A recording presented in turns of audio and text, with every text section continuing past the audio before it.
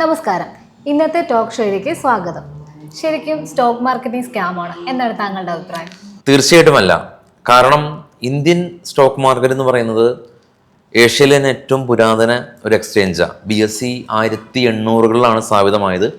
അതിനുശേഷം 1957 NSE വന്നു, computerised എക്സ്ചേഞ്ചായി. നിലവിൽ ഏകദേശം ഒരു 5 ട്രില്യൺ നമ്മുടെ മാർക്കറ്റ് ക്യാപ്പ് ഉള്ളത്. 21 കോടി ജനങ്ങൾ ഇതിൽ പാർട്ടിസിപ്പേറ്റ് ചെയ്യുന്നുണ്ട്. കൂടാതെ തന്നെ പ്രതിമാസം നമ്മളുടെ മ്യൂച്വൽ ഫണ്ട് ഇൻഫ്ലോ എന്ന് പറയുന്നത് 30,000 കോടി രൂപയിലേക്ക് കവിഞ്ഞു. അപ്പോൾ ഇന്ത്യയുടെ തന്നെ ഏറ്റവും ബാക്ക് ബോൺ ആയിട്ട് പ്രവർത്തിക്കുന്ന ഒരു എൻറ്റിറ്റിയാണ് സ്റ്റോക്ക് മാർക്കറ്റ്. ഇത് കൃത്യമായിട്ടുള്ള നിയമ സംവിധാനത്തോട് കൂടിയിട്ട് സെബി ഇതിനെ റെഗുലേറ്റ് ചെയ്യുന്നുണ്ട്. അപ്പോൾ സ്റ്റോക്ക് മാർക്കറ്റ് വളരെ ട്രാൻസ്പെറൻ്റ് ആയിട്ടാണ് പ്രവർത്തിക്കുന്നത്. ഇൻവെസ്റ്റേഴ്സിനെ പ്രൊട്ടക്റ്റ് ചെയ്യാനായിട്ട് ഒരുപാട് റൂൾസ് ഉണ്ട്. അപ്പോൾ ഒരിക്കലും സ്റ്റോക്ക് മാർക്കറ്റ് സ്കാം അല്ല. പക്ഷേ ഇതിൽ പാർട്ടിസിപ്പേറ്റ് ചെയ്യുന്ന ആളുകൾ ഇവരുടെ ഒരു ഗ്രീഡ് കൊണ്ട് ഇവരുടെ പൈസ നിക്ഷേപിക്കാനായിട്ട് മറ്റൊരാളുടെ ഒരു ഹെൽപ്പ് തേടുന്നു. അതല്ലെങ്കിൽ സ്വന്തം ഡിമാറ്റ് അക്കൗണ്ട് മാനേജ് ചെയ്യാനായിട്ട് അൺഓതറൈസ്ഡ് ആയിട്ടുള്ള ആളുകൾക്ക് ഏൽപ്പിക്കുന്നു. പണം അൺഓതറൈസ്ഡ് ആയിട്ടുള്ള ആപ്പുകളിൽ നിക്ഷേപിക്കുന്നു. ഈ ഒരു 3 പ്രോസസ്സിലൂടെയാണ് ഇത് സ്കാം ആകുന്നത്. അപ്പോൾ നമ്മളാണ് സ്റ്റോക്ക് മാർക്കറ്റിനെ സ്കാം ആക്കുന്നത്, അല്ലാതെ സ്റ്റോക്ക് മാർക്കറ്റ് സ്കാം അല്ല. അപ്പോൾ ആഷ്ലി ചോദിച്ച ചോദ്യം ഇപ്പോൾ വളരെ റീസെൻ്റായിട്ട് ഒരുപാട് വാർത്തകൾ നമ്മൾ കേൾക്കുന്നുണ്ട്. ഒരുപാട് ആളുകളുടെ പണം നഷ്ടപ്പെടുന്നുണ്ട്. അപ്പോൾ ഇതിൻ്റെ എല്ലാം തന്നെ ഒരു കോർ റീസൺ നമ്മൾ നോക്കുകയാണെങ്കിൽ ആളുകളുടെ ആ ഒരു ഗ്രീഡ് കാരണമാണ് ആളുകൾ കബളിക്കപ്പെടുന്നത്. അപ്പോൾ ഇത്തരത്തിലുള്ള സംഭവങ്ങൾ ഒരുപാട് സംഭവിക്കുന്നുണ്ട്. ഏജ്ഡ് ആയിട്ടുള്ള ആൾക്കാർക്കാണ് ഇതുപോലുള്ള അബദ്ധങ്ങൾ പറ്റുന്നത്? അല്ല, അങ്ങനെയാണെങ്കിൽ ഇപ്പോൾ ആഷ്ലി ഒരു ജെൻസി ജനറേഷനെ റെപ്രസെൻ്റ് ചെയ്യുന്ന ഒരാളാണ് അല്ലേ.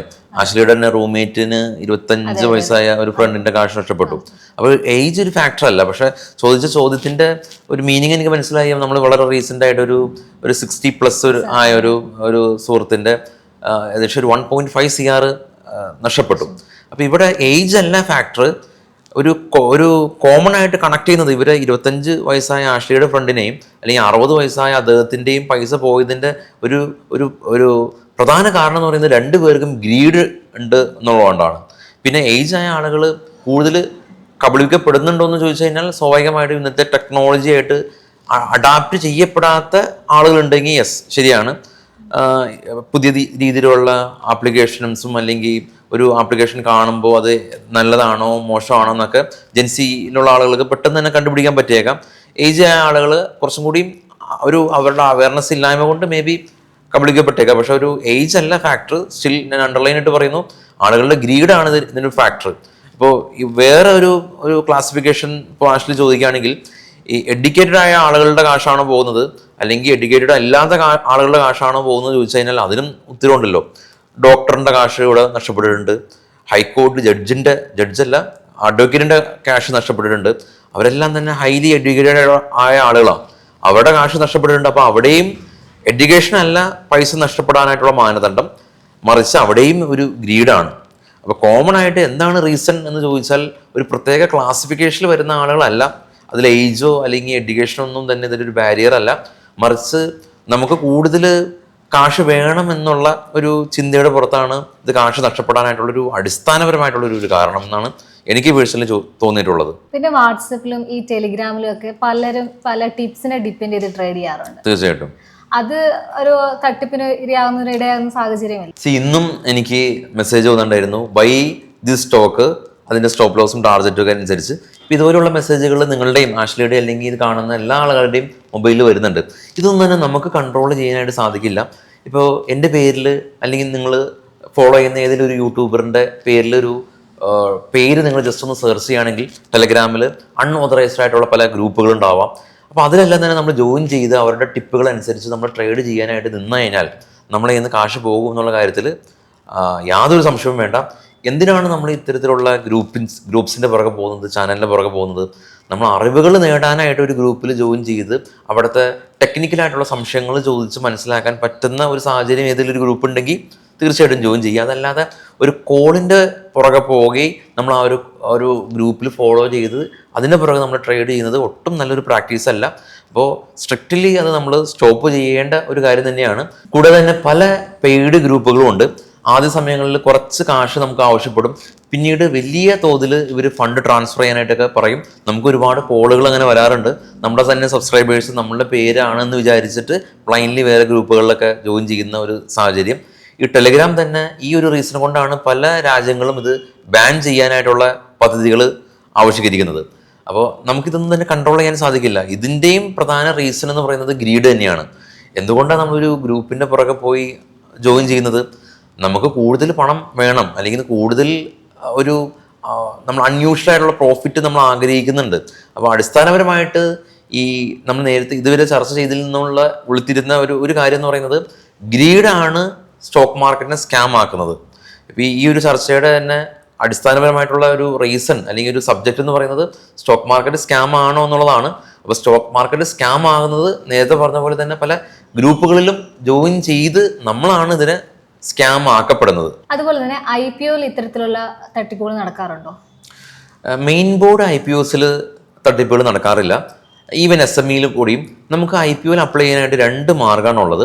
ഒന്ന്, നമ്മളുടെ ഇൻ്റർനെറ്റ് ബാങ്കിങ് സംവിധാനം ഉപയോഗിച്ചിട്ട് അപ്സ വഴി നമുക്ക് IPOയിൽ അപ്ലൈ ചെയ്യാം. 2, നമ്മളുടെ ഗൂഗിൾ പേ വഴി നമുക്ക് IPOയിൽ അപ്ലൈ ചെയ്യാം.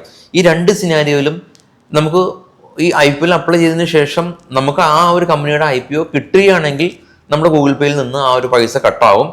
ഈ IPOയിലുള്ള സ്റ്റോക്ക് നമ്മുടെ ഡിമാറ്റിൽ ക്രെഡിറ്റ് ചെയ്യപ്പെടും. ഇനി IPOയിൽ കിട്ടിയില്ലെങ്കിലോ നമ്മുടെ പൈസ കട്ടാകുന്നില്ല, നമുക്ക് ആ IPOയിൽ ആ സ്റ്റോക്ക് കിട്ടിയില്ല. പക്ഷേ ഈ അൺലിസ്റ്റ് ചെയ്യാത്ത സ്റ്റോക്കുകൾ IPOയിൽ അവർ അപ്ലൈ ചെയ്യുന്നതിന് മുമ്പ് തന്നെ അല്ലെങ്കിൽ ലിസ്റ്റ് ചെയ്യുന്നതിന് മുമ്പ് തന്നെ ഇതേ കമ്പനികളുടെ സ്റ്റോക്കുകൾ അൺലിസ്റ്റ് ചെയ്യാത്ത പല അൺഓതറൈസ്ഡ് പ്ലാറ്റ്ഫോമിലും അവൈലബിളാണ്. അതായത് IPOയിൽ വന്നിട്ടില്ല, IPOയിൽ വരുമ്പോൾ ഈ സ്റ്റോക്കിന് അല്ലെങ്കിൽ ഈ ഒരു കമ്പനിക്ക് വലിയ തോതിൽ റിട്ടേൺ ഉണ്ടാകുമെന്ന് നമ്മളെ വിശ്വസിപ്പിച്ചിട്ട് പല ഫേക്ക് ആയിട്ടുള്ള ആപ്പുകളിൽ കൂടി ഈ IPOയിൽ അപ്ലൈ ചെയ്തു എന്നുള്ളൊരു തോന്നൽ നമ്മളിൽ ജനിപ്പിക്കും. അതിനർത്ഥം നമ്മൾ പൈസ നമ്മളിൽ നിന്ന് ക്രെഡിറ്റ് ആകുന്നു, ആ ഒരു പ്ലാറ്റ്ഫോമിൽ നമുക്ക് ഈ IPO കിട്ടിയതായിട്ട് കാണിക്കുന്നു, കൂടാതെ തന്നെ റിട്ടേണും കാണിക്കുന്നു. അതിനുശേഷം ഈ ഫണ്ട് നമ്മൾ വിഡ്രോ ചെയ്യുമ്പോഴാണ് നമുക്ക് മനസ്സിലാക്കാൻ പറ്റുന്നത് വിഡ്രോവൽ പോസിബിൾ അല്ല എന്നുള്ളത്. പല ബ്രോക്കേഴ്സിൻ്റെ അല്ലെങ്കിൽ പല ഇതുപോലെയുള്ള സ്ഥാപനങ്ങളുടെ പേരിൽ ക്ലോൺ ആപ്പുകൾ ലഭ്യമാണ്. അതുകൊണ്ട് തന്നെ ഒരിക്കലും നമ്മൾ IPO അൺലിസ്റ്റ് ചെയ്യാത്ത സ്റ്റോക്കുകൾ വേറൊരു അൺഓതറൈസ്ഡ് ആയിട്ടുള്ള ഒരു പ്ലാറ്റ്ഫോമിൽ നിന്ന് ഒരിക്കലും നമ്മൾ അപ്ലൈ ചെയ്യരുത്, ബൈ ചെയ്യരുത്. IPOയിൽ അപ്ലൈ ചെയ്യണമെങ്കിൽ നമ്മളുടെ ബ്രോക്കർ ഉപയോഗിച്ചിട്ട് നമുക്ക് ഈ അപ്സ വഴിയോ ഗൂഗിൾ പേ വഴിയോ അപ്ലൈ ചെയ്താൽ ഒരിക്കലും നമുക്ക് IPOയിലൂടെ പണം നഷ്ടപ്പെടുന്ന സാഹചര്യം ഇല്ല. ഒരു ബ്രോക്കർ വിശ്വസനീയമാണോ എന്ന് എങ്ങനെ നമുക്ക് പരിശോധിക്കാം? നമുക്ക് ഒരു ബ്രോക്കറിന് 2 തരത്തിലുള്ള ബ്രോക്കറാണ് നമുക്ക് ഉള്ളത്. ഒന്ന് ഒരു service broker, 2 discount broker. Service broker നമ്മുടെ നാട്ടിൽ റീജിയനായിട്ട് ഓഫീസുകൾ ഉണ്ടാവാം. അപ്പോൾ നിങ്ങൾക്ക് ഒരു സർവീസ് ബ്രോക്കറിൻ്റെ ഒരു റിക്വയർമെൻ്റ് ആണ് ഉള്ളത് എങ്കിൽ നമുക്ക് ഫിസിക്കലി അവരുടെ ഓഫീസിൽ പോയി ഡിമാറ്റ് അക്കൗണ്ട് ഓപ്പൺ ചെയ്യാം, യാതൊരു കൺഫ്യൂഷൻസ് ഇല്ല. താരതമ്യേന ചാർജസ് കൂടുതലായിരിക്കും സർവീസ് ബ്രോക്കറിൽ ഉണ്ടാകുക. ഇപ്പോൾ പേരെടുത്ത് പറയുകയാണെങ്കിൽ ഏഞ്ചൽ, ജിയോജിത്ത് പോലെയുള്ള ബ്രോക്കേഴ്സ് നമ്മുടെ നാട്ടിൽ വളരെ ട്രസ്റ്റ്ഫുൾ ആയിട്ടുള്ള ബ്രോക്കേഴ്സാണ്. ഒരുപാട് നാളുകളായിട്ട് അവർ സർവീസ് നടത്തുന്നതാണ്. അപ്പോൾ അത്തരത്തിലുള്ള ബ്രോക്കേഴ്സിൻ്റെ ഓഫീസിൽ നിങ്ങൾക്ക് ഡയറക്റ്റ് പോയി അക്കൗണ്ട് ഓപ്പൺ ചെയ്യാം, യാതൊരു പ്രശ്നമില്ല. ഇനി അതല്ല, നിങ്ങൾക്കൊരു ഡിസ്കൗണ്ട് ബ്രോക്കറിലാണ് നിങ്ങൾക്ക് അക്കൗണ്ട് ഓപ്പൺ ചെയ്യേണ്ടതെങ്കിൽ അവർക്ക് റീജിയണൽ ഓഫീസുകൾ ഉണ്ടാവാനുള്ള സാധ്യതകളില്ല. അവർക്ക് ബോംബെയിലായിരിക്കും അവരുടെ ഹെഡ് ഓഫീസ്, അല്ലെങ്കിൽ ബാംഗ്ലൂരിലായിരിക്കും അവരുടെ ഹെഡ് ഓഫീസ്. ഫോർ എക്സാമ്പിൾ പേരെടുത്ത് പറയുകയാണെങ്കിൽ സറോദ, അപ്സ്റ്റോക്ക് അല്ലെങ്കിൽ ഗ്രോ പോലെയുള്ള ബ്രോക്കേഴ്സ് നമ്മുടെ നാട്ടിലെ ലീഡിംഗ് ആയിട്ടുള്ള ഡിസ്കൗണ്ട് ബ്രോക്കറാണ്. അപ്പോൾ അവരിലും നിങ്ങൾക്ക് അക്കൗണ്ട് ഓപ്പൺ ചെയ്യാൻ യാതൊരു പ്രശ്നമില്ല. ഈ 2 ബ്രോക്കേഴ്സും അല്ലെങ്കിൽ ഈ പറഞ്ഞ ഡിസ്കൗണ്ട് ബ്രോക്കേഴ്സ് അല്ലെങ്കിൽ സർവീസ് ബ്രോക്കേഴ്സ് അല്ലെങ്കിൽ ഫുൾ സർവീസ് ബ്രോക്കേഴ്സ് എല്ലാം തന്നെ സെബിയുടെ അണ്ടറിൽ രജിസ്റ്റർ ചെയ്തിട്ടുള്ള ബ്രോക്കേഴ്സാണ്. ഇവരുടെ കംപ്ലീറ്റ് ഡീറ്റെയിൽസ് നമുക്ക് ഇവരുടെ തന്നെ വെബ്സൈറ്റിൽ കിട്ടും, സെബി രജിസ്ട്രേഷൻ നമ്പർ കിട്ടും. അപ്പോൾ ഈ ബ്രോക്കേഴ്സിൽ നമുക്ക് അക്കൗണ്ട് ഓപ്പൺ ചെയ്യുകയാണെങ്കിൽ നമുക്ക് യാതൊരു രീതിയിലുള്ള കബളിക്കപ്പെടുന്ന സാധ്യതകൾ തീരെയില്ല. നമ്മൾ ഫെമിലിയർ അല്ലാത്ത ബ്രോക്കേഴ്സിൽ അക്കൗണ്ട് ഓപ്പൺ ചെയ്യുന്ന സമയത്താണ് ഈ ഒരു സാഹചര്യം ഉള്ളത്. അപ്പോൾ അത്തരത്തിലും സെബി ഇപ്പോൾ ചെയ്തിരിക്കുന്ന ഒരു പുതിയ ഒരു ഫെസിലിറ്റി എന്ന് പറയുന്നത് നമ്മളുടെ ബ്രോക്കറിലെ അക്കൗണ്ടിലുള്ള ക്യാഷ് ഓരോ ക്വാർട്ടറിലും നമ്മുടെ പ്രൈമറി ബാങ്ക് അക്കൗണ്ടിലേക്ക് ട്രാൻസ്ഫർ ചെയ്യപ്പെടും. ഉദാഹരണത്തിന് ആഷ്ലി ഒരു 10,000 രൂപ അക്കൗണ്ടിലേക്ക് ബ്രോക്കറിൻ്റെ അക്കൗണ്ടിലേക്ക് ആഡ് ചെയ്തു എന്നിരിക്കട്ടെ. ആഷ്ലി ഒരു 3 മാസം ട്രേഡ് ചെയ്തില്ല, 10,000 രൂപ അവിടെ ഉണ്ടല്ലോ അല്ലേ. അപ്പോൾ അതിനുശേഷം ഈ സെബി എന്താ ചെയ്യുന്നത്, 3-ാം മാസം ഈ 10,000 രൂപ ആഷ്ലിയുടെ തന്നെ പ്രൈമറി ബാങ്ക് അക്കൗണ്ടിലേക്ക് ട്രാൻസ്ഫർ ചെയ്യപ്പെടും. അപ്പോൾ കാരണം ആ അക്കൗണ്ട് ആക്റ്റീവ് അല്ല, കൂടാതെ യാതൊരു അസറ്റും വാങ്ങിച്ച അവസ്ഥയിലല്ല ഉള്ളത്. അപ്പോൾ ഇപ്പോഴത്തെ അവസ്ഥയിൽ എല്ലാ ബ്രോക്കേഴ്സും, അതിപ്പോൾ ഡിസ്കൗണ്ട് ബ്രോക്കർ ആയിക്കോട്ടെ, സർവീസ് ബ്രോക്കർ ആയിക്കോട്ടെ, അൺയൂസ്ഡ് ആയിട്ടുള്ള ഫണ്ട് നമ്മളുടെ പ്രൈമറി ബാങ്ക് അക്കൗണ്ടിലേക്ക് തിരിച്ച് റീഡയറക്റ്റ് ചെയ്യപ്പെടും. അപ്പോൾ അതുകൊണ്ട് യാതൊരു അങ്ങനെയുള്ളൊരു പാനിക് ആവുന്ന അവസ്ഥയില്ല. പിന്നെ ഇതിൻ്റെ ഓടൊപ്പം തന്നെ പറയാനായിട്ടുള്ളൊരു കാര്യമുള്ളത്, നമ്മളൊരു ബ്രോക്കർ അക്കൗണ്ടിൻ്റെ അണ്ടറിലൊരു സ്റ്റോക്ക് വാങ്ങിച്ചെന്നിരിക്കട്ടെ. ഇപ്പോൾ ഒരു ABC എന്ന് പറയുന്ന ഒരു ബ്രോക്കറിൽ പാർഷ്യലി ഒരു സ്റ്റോക്ക് വാങ്ങിച്ചു, ഒരു 1,00,000 രൂപ വർത്ത് വരുന്ന സ്റ്റോക്ക് വാങ്ങിച്ചു. അൺഫോർച്ചുനേറ്റ്ലി ഈ ഒരു ABC എന്ന് പറഞ്ഞ ഒരു ബ്രോക്കർ പൂട്ടിപ്പോയി എന്നിരിക്കട്ടെ. നമുക്ക് യാതൊരു പ്രോബ്ലം ഇല്ല, കാരണം നമ്മുടെ ബ്രോക്കറിൻ്റെ അണ്ടറിലല്ല ഈ ആഷിൽ വാങ്ങിച്ചിരിക്കുന്ന സ്റ്റോക്ക് സ്റ്റോർ ചെയ്യപ്പെട്ടിട്ടുള്ളത്. നമ്മളുടെ ഡെപ്പോസിറ്ററി പാർട്ടിസിപ്പൻസിൻ്റെ അണ്ടറിലാണ് ഈ ഒരു സ്റ്റോക്ക് സ്റ്റോർ ചെയ്യപ്പെട്ടിട്ടുള്ളത്. അതുകൊണ്ട് തന്നെ ഈ ബ്രോക്കർ പൂട്ടിപ്പോയാലും നമ്മുടെ ഡിമാറ്റ് അക്കൗണ്ടിൻ്റെ അണ്ടറിൽ ഈ സ്റ്റോക്കുകൾ ഭദ്രമായിരിക്കും. അതിനുശേഷം പുതിയൊരു ബ്രോക്കർ അക്കൗണ്ടിൽ ഒരു ഡിമാറ്റ് ഓപ്പൺ ചെയ്തതിന് ശേഷം ഈ സ്റ്റോക്കിനെ നമുക്ക് അങ്ങോട്ട് ട്രാൻസ്ഫർ ചെയ്യാം. അതിപ്പോൾ ബ്രോക്കർ പൂട്ടി പോകാത്ത സാഹചര്യത്തിലും ട്രാൻസ്ഫർ ചെയ്യാം കേട്ടോ. നിലവിലെ സാഹചര്യത്തിൽ CDSL വഴി നമുക്ക് ഒരു ബ്രോക്കർ അക്കൗണ്ടിൽ നിന്ന് വേറെ ബ്രോക്കർ അക്കൗണ്ടിലേക്ക് സ്റ്റോക്കുകൾ ട്രാൻസ്ഫർ ചെയ്യപ്പെടാനുള്ള എല്ലാ ഫെസിലിറ്റിയും നമ്മൾ പ്രൊവൈഡ് ചെയ്തിട്ടുണ്ട്. അതുകൊണ്ട് തന്നെ അങ്ങനത്തെ യാതൊരു പാനിക് ആവേണ്ട ആവശ്യകത ഇല്ല. അവസാനമായിട്ട് എനിക്കൊരു ക്വസ്റ്റ്യൻ കൂടെ ചോദിക്കാനുണ്ട്. സാധാരണ നിക്ഷേപകർ ഇതുപോലെയുള്ള തട്ടിപ്പിൽ പെടാതിരിക്കാനായിട്ട് എന്തൊക്കെ മുൻകരുതലുകൾ എടുക്കണം? നല്ലൊരു ക്വസ്റ്റ്യൻ ആണ്. സ്റ്റോക്ക് മാർക്കറ്റിലേക്ക് വരുമ്പോൾ 2 രീതിയിലാണ് ആളുകൾ സ്കാമിന് ഇരയാകുന്നത്. ഒന്ന്, ഈ ഒരു മേഖലയെ കുറിച്ച് അവർക്ക് കൃത്യമായിട്ട് ധാരണ ഇല്ലാത്ത ഒരു സാഹചര്യം. 2, ഇവർക്ക് സ്റ്റോക്ക് മാർക്കറ്റിൽ നിന്ന് വലിയ തോതിൽ റിട്ടേൺ കിട്ടിയാൽ മാത്രമാണ് ഇവർ മാനസികമായിട്ട് സംതൃപ്തി ഉണ്ടാകൂ എന്നുള്ളൊരു സാഹചര്യം. നമുക്ക് ആദ്യത്തെ ഗണത്തിലേക്ക് കിടക്കാം. സ്റ്റോക്ക് മാർക്കറ്റ് എന്ന് പറയുന്നത് മറ്റ് ഏത് ഇൻഡസ്ട്രി പോലെ തന്നെ ഒരുപാട് അറിവുകൾ നേടി പാർട്ടിസിപ്പേറ്റ് ചെയ്യേണ്ട ഒരു മേഖലയാണ്. ഇപ്പോൾ ഫിലിം എടുക്കാം, അല്ലെങ്കിൽ വേറെ ഏത് ഇൻഡസ്ട്രി ആയിക്കോട്ടെ, അറിവില്ലാതെ ഒരു ഫിലിം പ്രൊഡ്യൂസ് ചെയ്താൽ മേ ബി ആ ഫിലിം നഷ്ടത്തിലായേക്കാം, അല്ലേ? അതുപോലെ തന്നെയാണ് സ്റ്റോക്ക് മാർക്കറ്റിലേക്ക് വരുമ്പോൾ ഇവിടെ ഒരുപാട് ടൈപ്പ് ഓഫ് കമ്പനീസ് ഉണ്ട്, പല പല സെക്ടറിലുള്ള കമ്പനീസ് ഉണ്ട്. ഇതിൽ സ്മോൾ ക്യാപ്പ് കമ്പനീസ് ഉണ്ടാവാം, ലാർജ് ക്യാപ്പ് കമ്പനീസ് ഉണ്ടാവാം.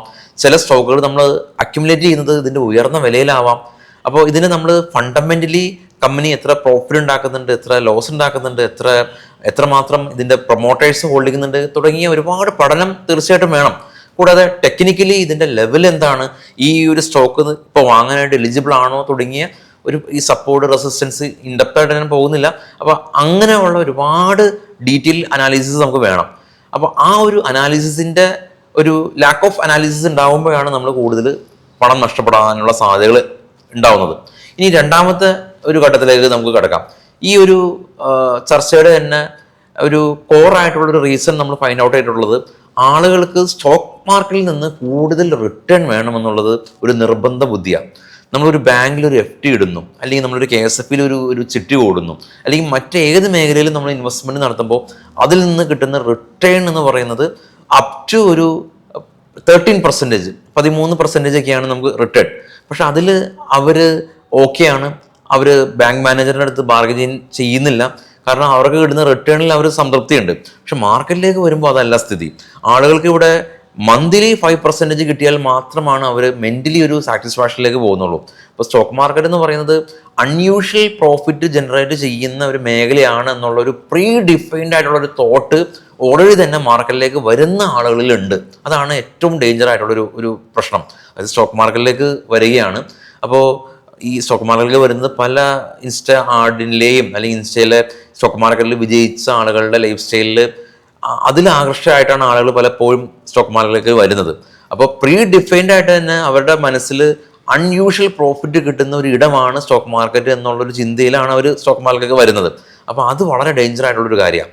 അപ്പോൾ ഈ 2 കാര്യങ്ങൾ, ഒന്ന് നമുക്ക് അടിസ്ഥാനപരമായിട്ടുള്ള നോളജ് ഗെയിൻ ചെയ്ത് സ്റ്റോക്ക് മാർക്കറ്റിലേക്ക് വരിക, 2 ഇതൊരു അൺയൂഷ്വൽ പ്രോഫിറ്റ് കിട്ടുന്ന ഇടം അല്ല എന്നുള്ള ഒരു തോട്ട് പ്രോസസ്സിലേക്ക് മാർക്കറ്റിലേക്ക് വന്ന് ഫണ്ടമെന്റലി സ്ട്രോങ് ആയിട്ടുള്ള സ്റ്റോക്കുകളിൽ നിക്ഷേപിക്കുക. ഇപ്പോൾ നിങ്ങൾ ജോലിക്കാരാണെങ്കിൽ ചെറിയ തോതിൽ SIP നടത്തുക, മ്യൂച്വൽ ഫണ്ടിൽ നിക്ഷേപിക്കുക, അല്ലെങ്കിൽ നിങ്ങൾക്ക് സമയമുണ്ടെങ്കിൽ അത്യാവശ്യം ഫണ്ടമെന്റൽ അനാലിസിസ് ചെയ്തിട്ട് ഫണ്ടമെന്റലി സ്ട്രോങ് ആയിട്ടുള്ള Nifty 50 ഇൻഡെക്സ് ഫണ്ടുകളിൽ നിക്ഷേപിക്കുക, അല്ലെങ്കിൽ ETF ഫണ്ടുകളിൽ നിക്ഷേപിക്കുക. ഇനി നിങ്ങൾ ശരിക്കും പാഷനേറ്റ് ആണ്, നിങ്ങൾക്ക് സ്റ്റോക്ക് മാർക്കറ്റിൽ പാർട്ടിസിപ്പേറ്റ് ചെയ്യണം എങ്കിൽ നിങ്ങൾക്ക് ചെറിയ തോതിൽ ഇൻട്രാഡ് ചെയ്ത് തുടങ്ങുക.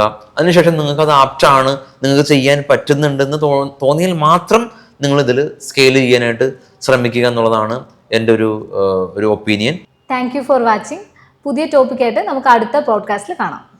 Thank you.